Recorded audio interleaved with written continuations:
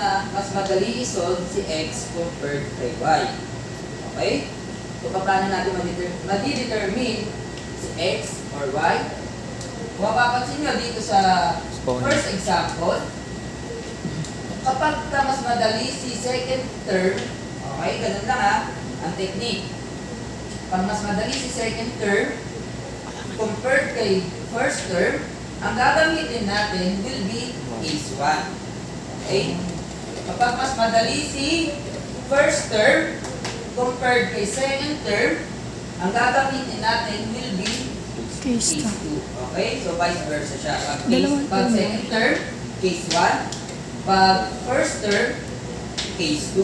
Okay? So, paano gamitin yan? By the way, the integrating factors, pumapasok siya once the equation is not exact. Okay? So, for the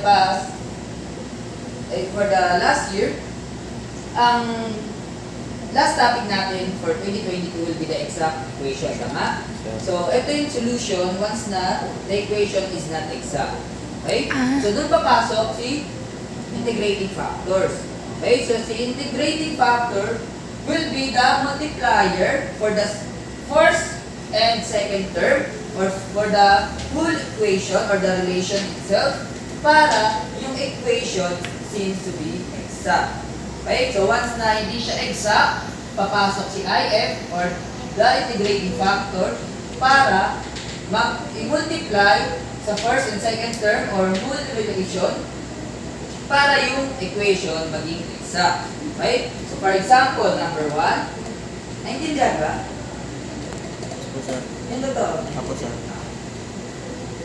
So, for example, number 1, if you have 2x cubed minus y times dy plus x dy.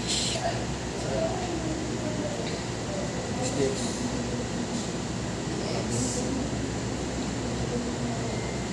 Okay. Bukan mo ito. So, dx times x dy is equal to 0. Diba Ako sa to. sa exact equations, this will be your mdx plus ndy is equal to 0. Tama? Yes, sir. Okay. So, this will be your m. Yung m, kung ano yung nakamultiply kay dx. Tama? Yung n, kung ano yung nakamultiply kay dy. So, therefore, your m is 2x cubed minus y. Tama, mali? Tama po. Tama. Yung Then yung n will be x. Okay? So first, we need to determine kung exact or not exact ang equation. So, paano? Get the partial derivative of n with respect to y. y. Okay? Pag partial derivative of n with respect to y, the x should be constant. Okay?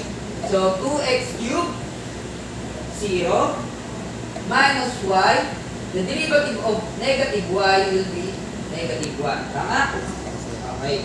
So, next, the partial derivative of n with respect to x, that y should be constant. So, the derivative of x is 1. Tama? Therefore, the equation is not exact.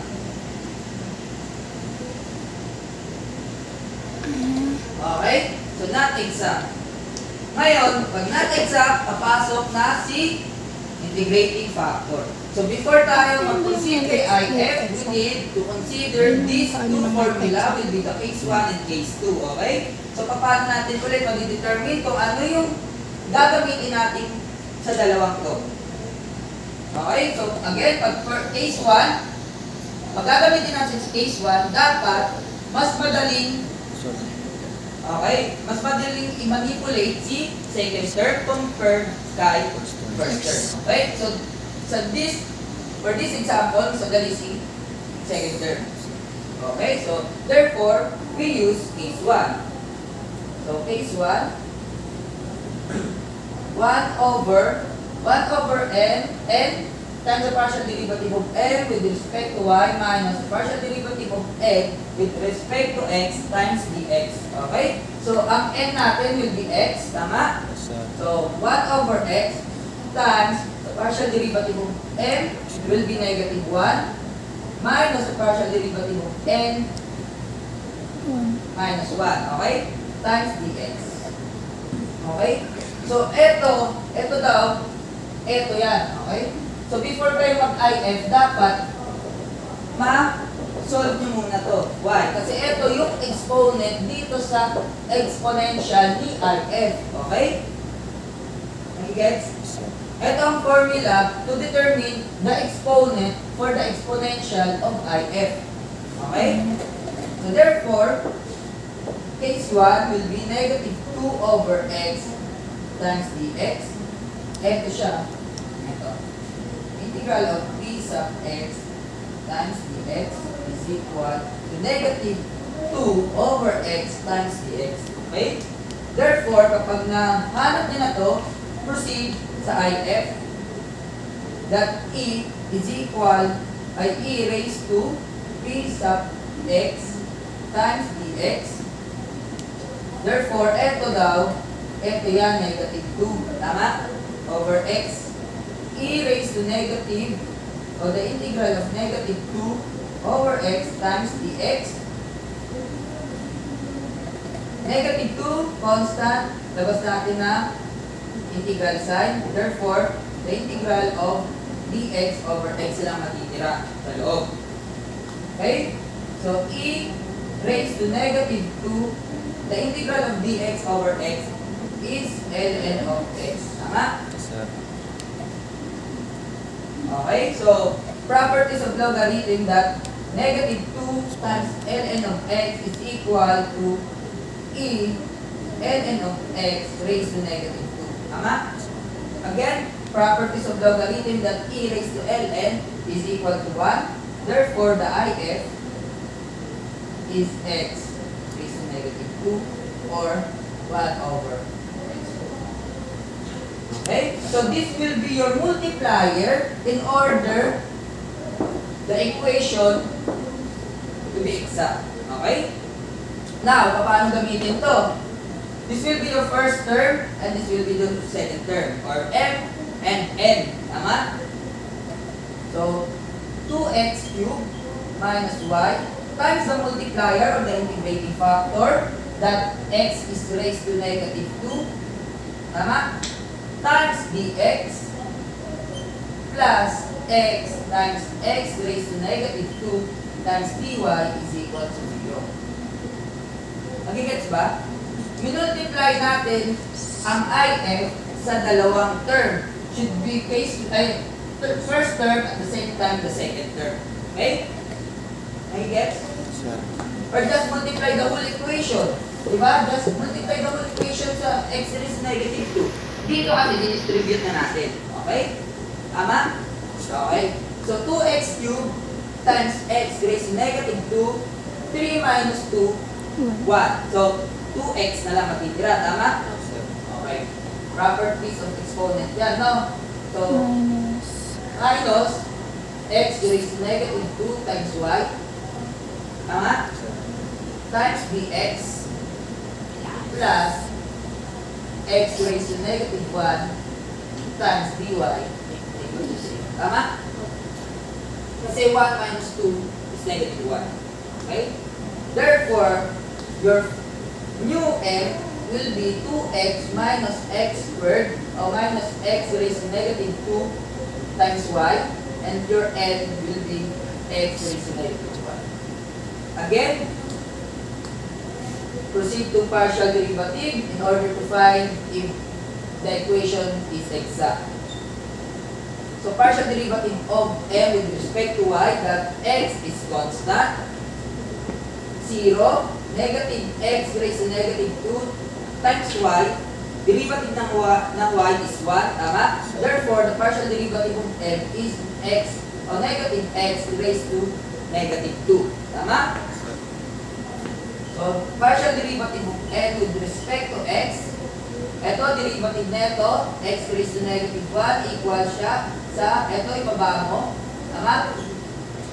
Times x raised to negative 1 minus 1, tama? Di ba pag nag-differentiate tayo, minus 1? Pag nag-integrate tayo, plus 1, tama? So, therefore, x raised to negative 1 ang derivative niya is negative x raised to negative 2. Tama? Therefore, the equation is exact. Now, pag yung equation nyo is exact na, proceed sa short method para hindi na kayo mahirapan. Ano ang short method again? The integral of m dx, that y is constant, plus the integral of n dy without x is equal to the integral of constant. Ano ba ang m natin? Eto na, di ba? Again, pag nakapag-multiply na kayo ng if, i-disregard nyo na to. Okay? Disregard nyo na to, ito na ang gagamitin nating m. Kasi dito nag-exact ang equation natin. Okay? So, ang m natin will be 2x minus x raised to negative 2 times y. So, 2x minus x raised to negative 2 times y dx plus the integral of m dy without x. Eh, may x to. Cancel na to. Okay? So, wala nang n dy is equal integral of 0. Nagigets ba? Ang short method. Okay? Distribute the integral of 2 the integral of x dx minus y is constant. Labas natin ang integral sign. X raised to negative 2 dx is equal to the integral of 0. Okay? The integral of x dx will be x raised to 2 over 2. Cancel yung 2, therefore x squared na lang. Okay? Minus y times x raised to negative 1 over negative 1. Tama mali? Tama. Okay. Is equals to c. Simplify the final answer, therefore x raised to 2 plus y over x is equals to c. This will be your final answer. Question.